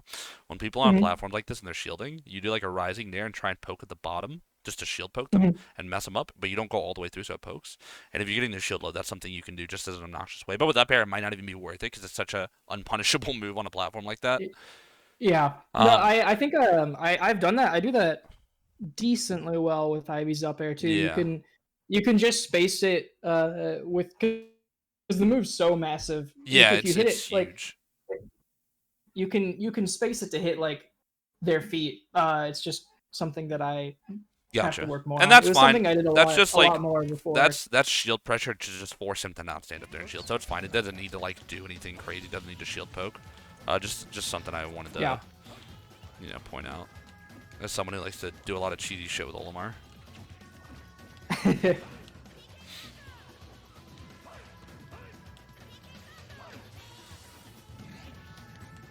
I wonder if holding down would have been better there at the ledge to try and hit him. But yeah, going to ledge is maybe. fine. It's a big. It's like he's not gonna kill you anyway because you're Charizard, so it's not the end of the world if you get grabbed. Oh, There, he just had you red. Or he just, or I don't even know if he had you red. I think he just did it under the assumption that you were gonna do it. He didn't. It's like when the Kin players like down tilt and you're not even there and they still Tatsumaki or something like that. I think there was nothing you could do to stop him from throwing that grab out. Because I've played Lucas players and they tend to like, they go. There's no stopping. So that was just absolutely. You didn't get out of there and he was going for it. But I mean, right now this is the time to be Charizard. Like you don't want to die, and it's saved you like 4 times now, so that's good. You know. Yeah. You're getting all you're doing is getting chip damage, which makes your lead easier, and now you're dead, and that's good. You got a 51% lead. Yeah. Survival of the fittest. Yes. Just ignore our terrible comments. No, you're good. Fat motherfuckers. I love it. Especially without rage. So hard to kill.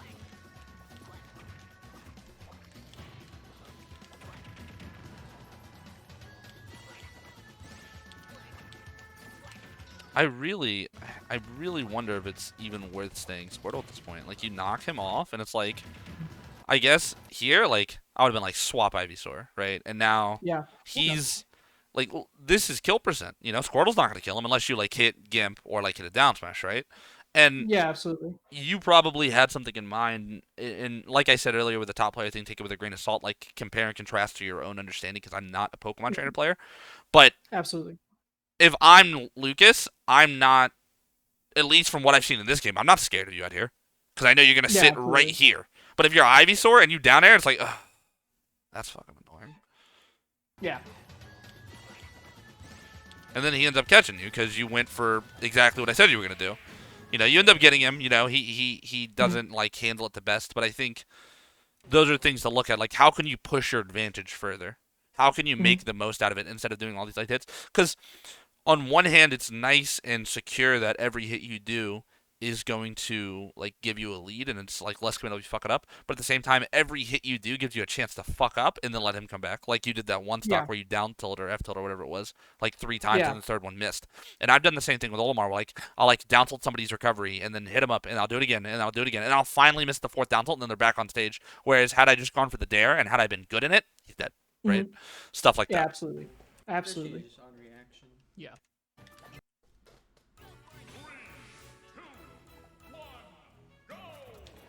Yeah, we have it on random, or I have it on random audio.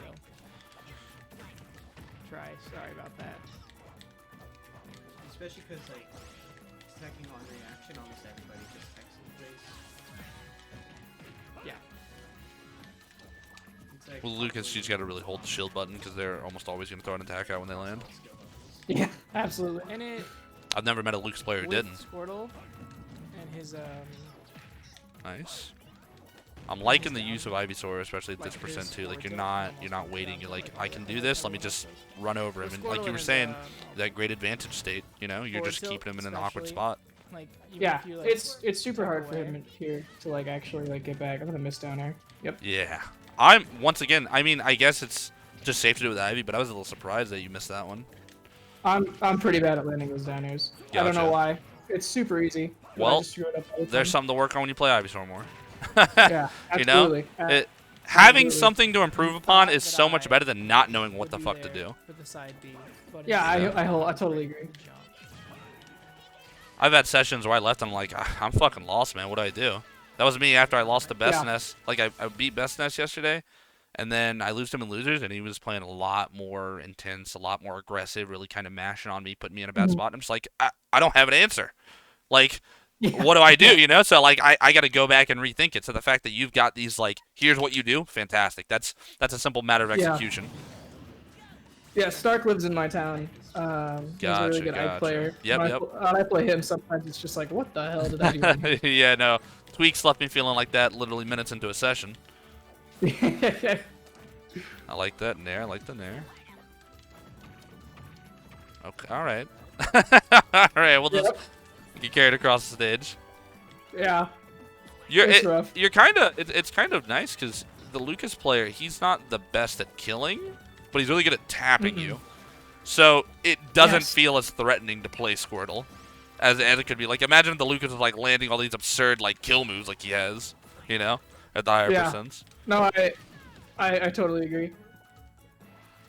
But that's how it be I when you don't play know, with I your did friends. that. They be doing wild didn't shit think half we the were gonna time. get Like that. this is just like a normal practice session, so you're gonna get wacky stuff like that.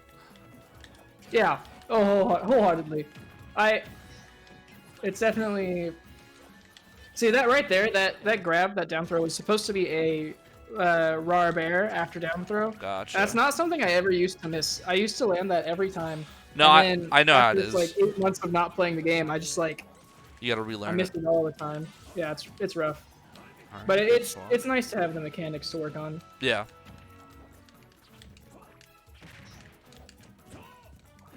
So like here, I think this is an example of something that I maybe do too much, and which you were talking about, where you Mhm. just kind of overextend when you don't need to. So I have a bad habit, and I think you do too, where you're like, I got out of disadvantage, and now I have to start fighting again, and that's not always what that means.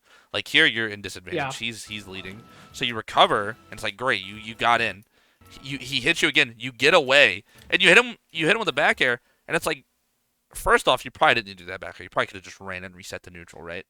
But you Absolutely. entertain the idea, and then you hit him with a fair, and then another time where you just reset. You're at kill percent near the ledge, and he is not. Yeah. So by doing this, you're under the assumption that you're gonna hit him and you're gonna do that. But if you're already confident you can outplay him, why don't you do it in a way to where if you fuck up, you're probably not dead, right? Like go back, Yeah.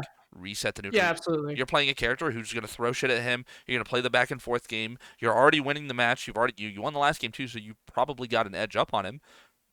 Flex that instead of going for some absurd read. Like if you can get like a combo, obviously, oh, I saw he overcommitted. Combo, bang, reset. But Mhm. instead you go for a dash in, dash back, pivot S smash, and he goes, "What are you doing? You're dead." Yeah. Don't Yeah. don't always do that. That I've gotten punished Yeah, so many times doing that, and top players they will eat that shit up. They'll be like, "Did you just attack me at a disadvantage because you thought you were fine?" I don't think so. Yeah. So it's okay to reset to neutral. It is. You were already winning before. Just because you lost a minor interaction doesn't mean you have to fight your way out of hell. Okay. Okay. That makes sense.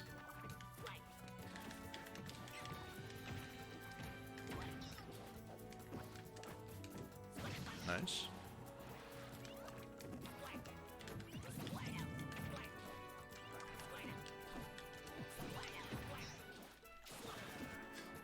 That snake's so fucking long.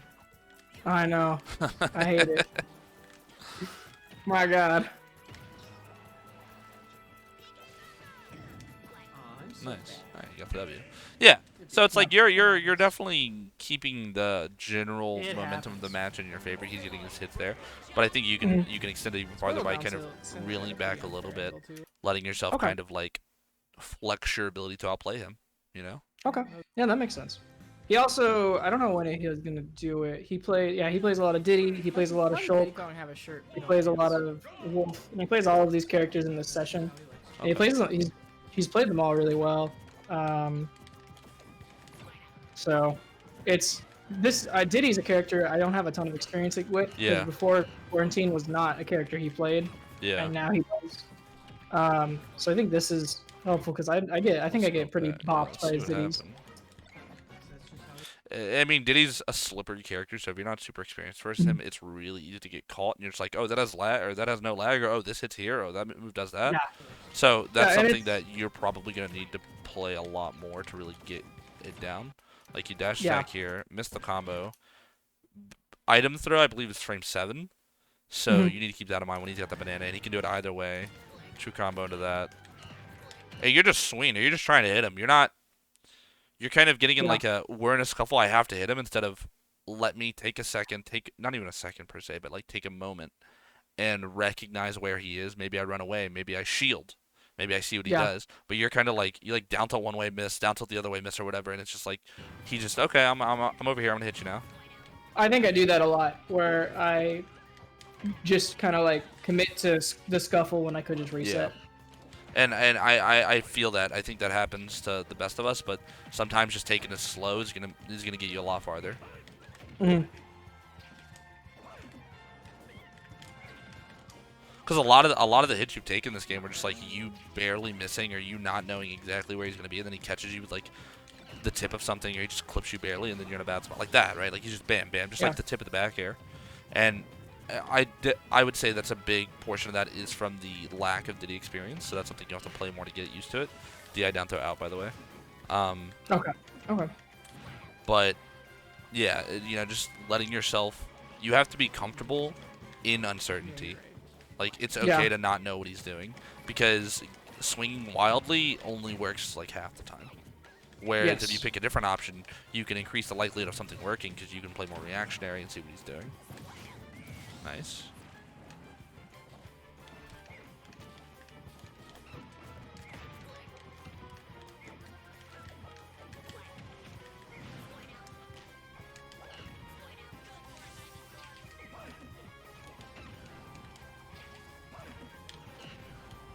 I feel like roll from the ledge would help you a lot there, because now you got a banana, you might not want to do it, but all the other times you just kept getting up. Diddy's aerials kind of, especially fair, almost act like a wall, where he just puts it up and you fly into it. So it can be really jarring to get past it, and it's so fast that he just throws it up. I have the same issue when I fight like Tweaks Diddy as Olimar, where he's just like bam, bam, bam, and I'm like, I don't know what to do. It's supposedly, I joined the PT Discord for the first time recently, and it's, I don't know how much I trust their opinions, but grain of salt, take it all with a grain of salt. Yeah, I don't think he's king of the mid tiers like a lot of them say, but supposedly it's a hard matchup, and I can see why. Yeah. It's probably similar to like with Pac-Man, where it's just like banana acts like a wall that can be really hard to Diddy's weird deal with. because a lot of his buttons don't have like lag. Yeah. Like his aerials are pretty good. Like he's got like fair as lag, but like Bair Nair super good. They also combo. All of his hitboxes are like weirdly large. Yeah. Dash attack catches you combos. He's got good throws. Insane maneuverability between normal movement and then side B, which can ledge cancel. It's a command grab to mix up.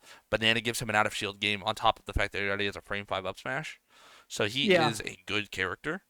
And he's a big knowledge check. Like, you need to know how to navigate. And I personally find that I do best against him when I play it slow and make him approach first. And so that might mean you need to play Ivysaur and just start razor leafing, you know, and back air walling, as opposed to trying to engage him. I think this is the first time he's brought it out in this session. Okay, yeah, so it's understandable that you're kind of caught off guard by it. I mean, my friend does the same thing when I'll be playing Olimar, and he swaps between like 5 different characters, and eventually the swap's gonna throw me off, you know, throw a wrench in my plan. And especially if you're not used to a type of character, it can make it a lot harder. Yeah, I remember when he first picked up Shulk and was doing all the crazy Shulk stuff. That was really rough, but I feel really comfortable in that matchup now. Like right here, like you're on top of him. Like you've been getting him beating most of this game, but that's just because you could never hit him really. Like, or you would mess up. But now when you hit him, it's a lot more, you know, damning for him, which is good. But if you find yourself not able to hit him, yeah, it wouldn't be a bad idea to maybe play a little bit more defensive and make him kind of be the one who has to play your game.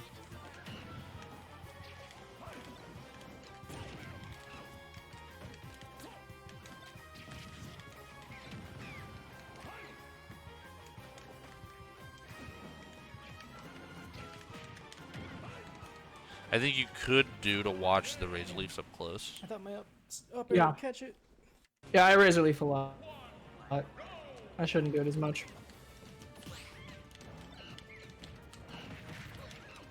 Stop being short, please. I understand.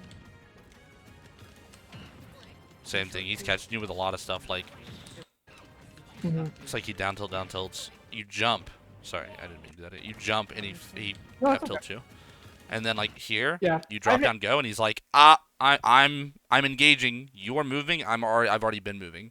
So sometimes that might be better Yeah. to not go at him directly like that until you can kind of get your grounding. Like had you jumped away there, you were fine. Had you shielded, you were fine. You're short too. Mhm. Yeah, it's okay when I'm short. It's not okay when I'm short. I see. Even though I'm short a majority of the time that I play the game. But I do understand. I will get this dash tag. Much better now though. You're able to get your hits once again, and you're dodging some of his stuff easier. Like he's not catching you every time you try and move now. Yeah. I think it's difficult. I don't know the matchup too well. Even now, I feel better with it, but I still don't Yeah, know great. it takes. I tried It to takes. go back here. and, like, Sometimes on it takes platform. multiple sessions to really hammer it in. You know. Yeah, I but I feel a lot more comfortable in it. I did yeah. too. Not amazing, but I feel Oh, like you were I slow. have You a, could have grabbed him. No, honest. yeah. I feel like PT has just like a ton of really good tools to grab banana. Yeah. Damn it. Oh, I screwed up. Downward slope. Fucks up jab locks.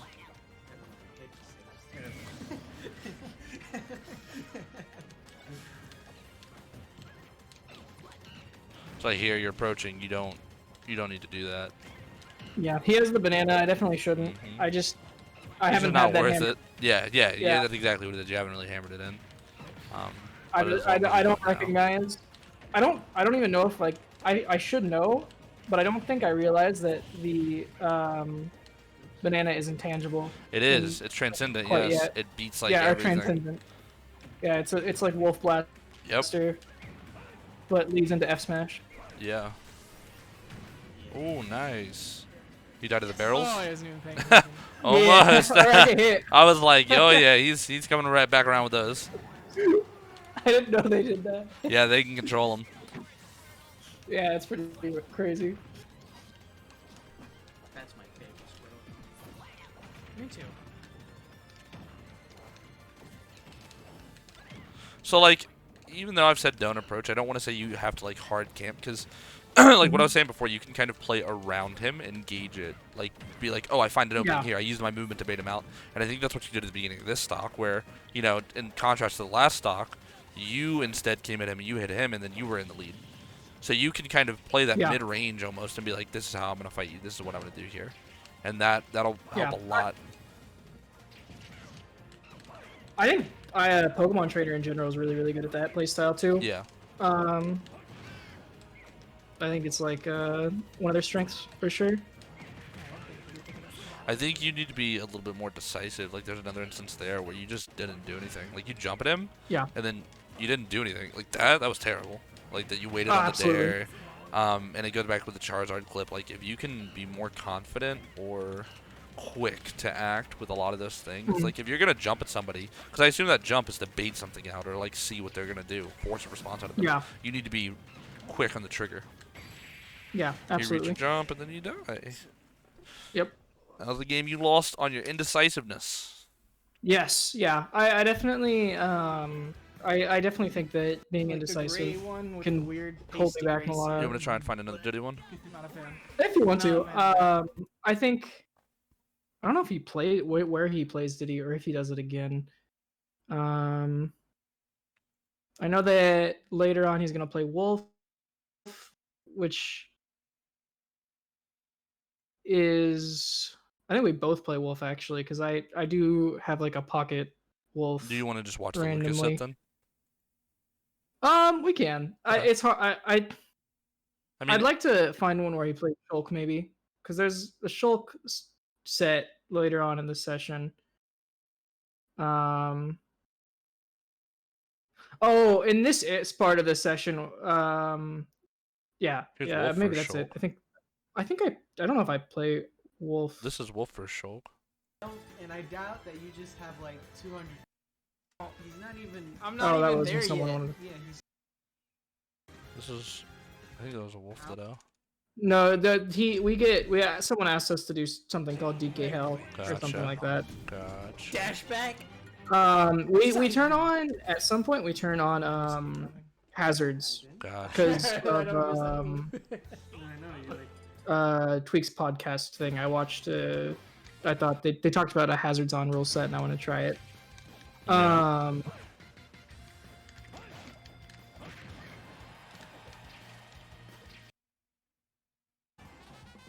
I don't know. Maybe I thought he played. I swore he had played. What's it called? Whatever his name is. He might have. Lucas. I might have missed it. I'm trying to Or see. not Lucas Shulk. It might have been. Maybe it was early. I don't think so. Maybe But I'll just be at Here's Wolf. 50%, but Yeah. But this is the hazards on rule set. You still want to watch it? yeah, and I then think it's start fine. playing Okay. The hazards on. Oh, this is even better. I prefer to watch Diddy anyway. Okay. I like the hazards on rule set. That was pretty interesting. Yeah, it's definitely an interesting rule set. As someone that played Smash 4, I'm used to a lot of the stages. Yeah, I didn't play Smash 4, but I just like it. You get some cheesy shit on hazard on Smashville. Nest start fairing you, kill you at 0 with forward throw on the platform. Yeah, Set knockback. yeah, it's pretty nuts.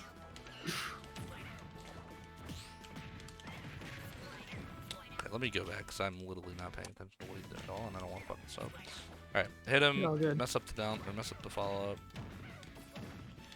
So he catches you there. He's just fairing.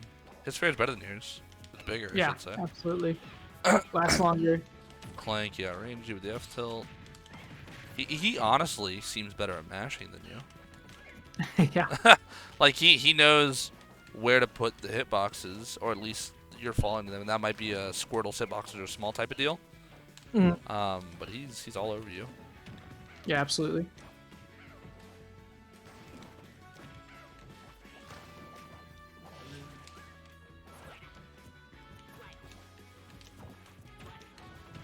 Alright, he's dead. I don't Nice. even need to do the second one. You're honestly like biggest You're also issues short. tend I to don't come Mhm. from like he'll hit you once and then it gets into like you eating like 4 or 5 hits because you Mhm. try and fight back, or because he combos you, or because he guess knows he's how you want to get out of the pressure, like what you're gonna do with the ledge, right? Mhm. And if you're able to disengage from that and cut that down, I think you're gonna have a lot better chance on playing him, because then it's gonna get back into the who's winning. It's gonna turn to like a hit by hit scenario. Oh my god, into a hit by hit scenario, and that Yeah. seems to favor you more. Okay. Okay. So like really hold yourself accountable when he's hitting you. Like, how do you DI? Are you DIing away? All right. Are you trying to disengage? Are you jumping away when you can? Are you holding shield? Like, don't let him just like, don't feel the need to press a button immediately and just get, you know, hit by another fair. Yeah, absolutely.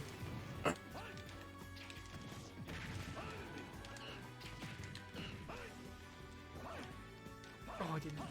So I'm talking about, like, you hit him, you got Diddy cheesed, all right, barrels or whatever, and then he's like run over, down tilt, F tilt, and then now you died a fuck up. Yeah. Yep. Yeah, I definitely hit buttons. That's one of the things I know I struggle with for sure. It's good. I appreciate you pointing out, because I like to hit It happens buttons. to the best of us, dude. I know it so well. It's hard. You have to fight off a buttons are fun to compulsion. hit. They do. You're like, why would I stuff. not want to press this button? I'm a gamer. Exactly. Yeah, I gotta hit you, and then I can I hit didn't you pay again, $60 which to means I not can hit the press fucking another- button. You get that, Exactly. Yeah, I don't know how to DI it. I definitely don't know how to Yeah, DI DI that on this down's out, PlayStation. Jim. I've never even seen it before, because I was under the impression Diddy was not a good character. That's the propaganda they like to spread. Yeah. That's what it is. It's That's propaganda. What I've heard. He I definitely appreciate has it. gotten some love recently. Look, whatever character Tweak plays, I fight it, and then I am convinced every other player who plays him sucks, and their character's actually amazing. Yeah. Like, Yeah. I don't believe this character's, but he can't. His frame data and mobility's too good. And your friend, he's not even cheesing you with the side B mix-ups. No. Imagine if he was catching you shield with side B all the time. It's so They obnoxious. never see it coming. Yeah, I can. I played against Diddy online the other day that did that. Oh, it's so annoying online because it's unreactable half the time. Yep. Yeah, he's a good character. He's not broken. He's not the best or whatever, but he's viable in a lot of ways. I think as Diddy players get more comfortable with him, you'll probably see it more. But he's got buttons that you have to respect. DIing the down throw out generally the best. I think you can probably do DI in mix-ups depending on where you're at on the stage. But like if you're near the ledge, DI out, or else he's just gonna put you. Okay. He's just gonna dare spike you if you DI in. Okay. Stuff like that. Let's see if we can find one more.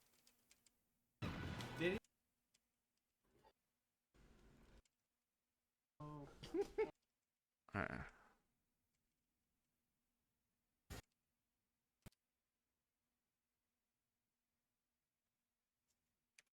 Really, really early.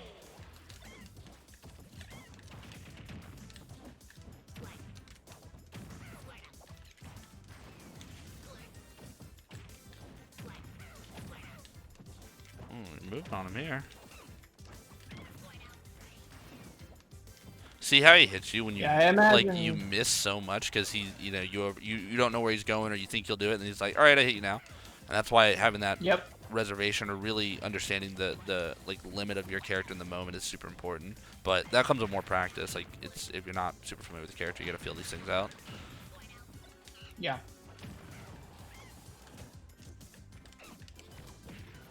And a dangerous game staying. There we go. I'm like, yeah, get the hell off Squirtle. You're gonna die. Probably still gonna die. Ivysaur. His F smash is so strong. Yeah, it's pretty nuts. Especially, it's actually pretty crazy. Yeah.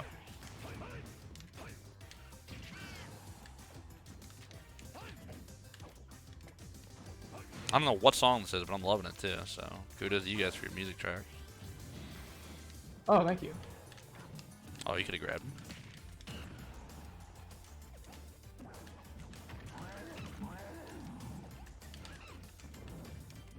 He's got a good read on your general ledge options, I find.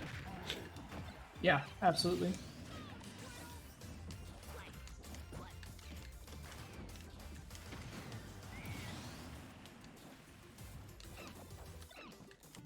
Valentine's Day is not till the 14th. Today is not Valentine's Day, right? Isn't that crazy? Okay, okay. Nice.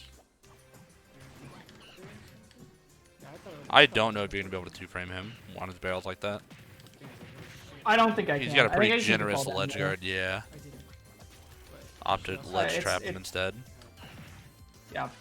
I think like I can just like fall down with the Nair with Ivy or Let's Squirtle. go back and see what you did there. So you're winning, and then you go for something. You hit him again. You go for a thing. You're doing the thing where you're just swinging. You're like, he's around me. I don't know where he is, and you aren't even facing the right direction. So No. he hits you there, and then combo again, and then you immediately attack. All right, sometimes cancels tumble, but then you rise. And you get out of there. That was I don't know if you tried to hit him with that, but understandable. He hits you again. Then you Ivysaur. All right, so what happens here? I'm guessing you jump and you get hit. No, roll. Wow, and then you jump and get hit. So you had the roll. Yeah. And I'm assuming. I want to go back. I'm assuming you went for like a back air, and he caught you. So let's see what happens. So you roll. He turns and then he F tilts. So this is good. You probably. I mean, it's hard because you're in a spot where he's reacting to you, right? Mm-hmm. So and that's why you see him dash this way. But Yeah. then you both jump, and he just says, "I hit my button first." So maybe if you would have done an immediate rising arrow, you might have called him. Mm. Okay, But that's hard to gauge in the moment. Maybe shielding would have been better. Maybe running away would have been better. It's one of those things where you're going to have to also try and react in the moment.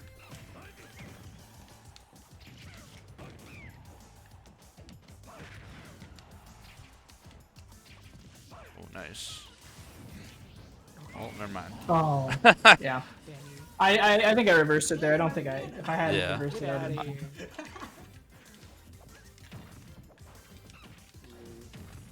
I think I want you to have that. There we go. Just poke him. Run away. Run away. Don't stop. Stop swinging.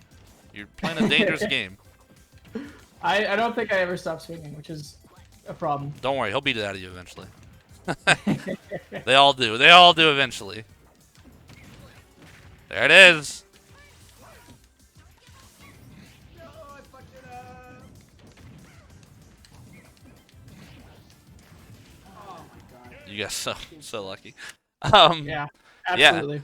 Big knowledge checks, you know, but we already talked about a lot of it, so you should be better with next time on like DIing the down test properly, watching your swinging in the dark essentially and all that.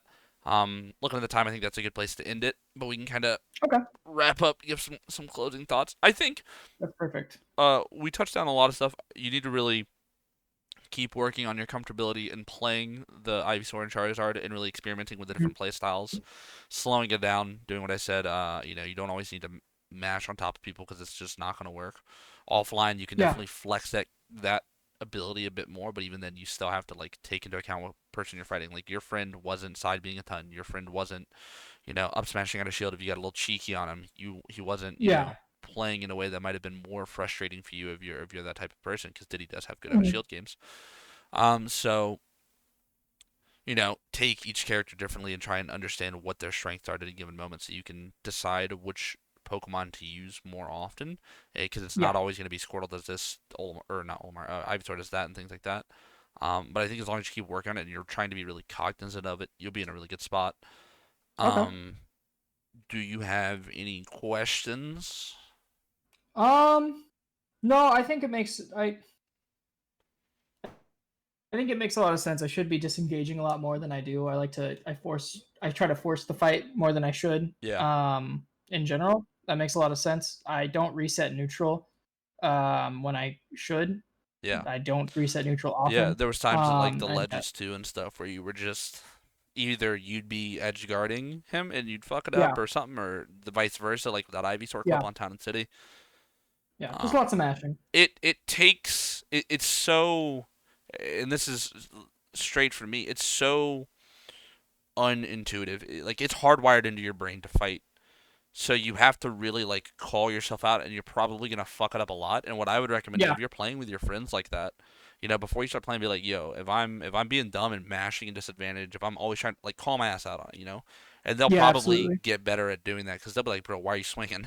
Like you know, Yeah, yeah, yeah, yeah. they all want to improve. They all want you guys to improve together, and that's good a lot. And that's something that I like use my stream for. When I stream, I'm like, I tell my chat, I'm like, yo, call me out of them being stupid. And they'll be like, Myron, stop approaching. Myron, stop approaching. Stop down the Yeah, ledge. yeah, You yeah. know, reset center Yeah, stage. You're winning. And I've lost games because of it. You know, so just yeah, you gotta. It's a gradual process to re-teach yourself how mhm, to play the other aspects of the game because it's not like you have to give up on playing that aggressive or swinging because I still do it and I can still make it work. It's just um like tightening it up and adding another aspect so you have a more wholly fleshed out gameplay style as opposed to like a more single-minded thing. And I think that'll also help you kind of extend or expand on like Ivysaur and Squirtle where you were like, or not Ivysaur and Squirtle, Ivysaur and Charizard where you felt like maybe they're a bit yeah, more one-tracked. It's like, yeah, they might have less options up close, but they also provide different gameplay experiences. Charizard's out of shield yeah. game provides a lot more than you can do with Oh yeah. Squirtle, things like that. And I think that'll help you a lot. Okay. All right. Well, thank you. Yeah, no problem. We'll get this uploaded in the coming days and get it sent to you, alright? All right. I appreciate it. No problem. Have a good day. Yeah, you too.